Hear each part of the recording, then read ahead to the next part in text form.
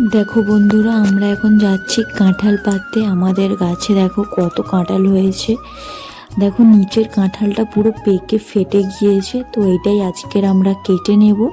দেখো কাঁঠালটা বিশাল বড় একটা কাঁঠাল, বাট পেকে গিয়েছে, কিছু করার নেই, কেটে নিতেই হবে। দেখো এখানে কেটে নেওয়া হচ্ছে, বাবা কেটে নিচ্ছে এখানে কাঁঠালটা। দেখো কত বড়, পুরো ফেটে গিয়েছে পেকে। উপরে এখনো অনেক কাঁঠাল আছে, সেগুলো পরে পাড়া হবে। দেখো এবার আমি কাঁঠালটা নিয়ে বাড়ি যাচ্ছি।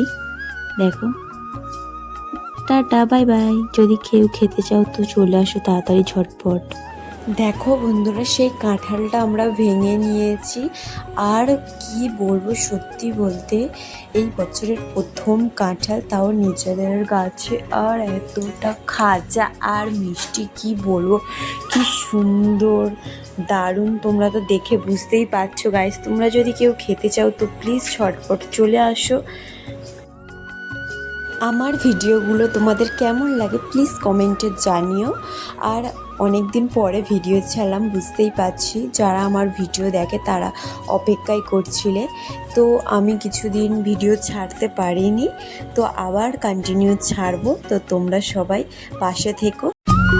সত্যি বলতে গাইস, কাঁঠালটা এতটা খাজা আর এতটা মিষ্টি, কি বলবো, আমার তো খুবই ভালো লাগছে গাইস।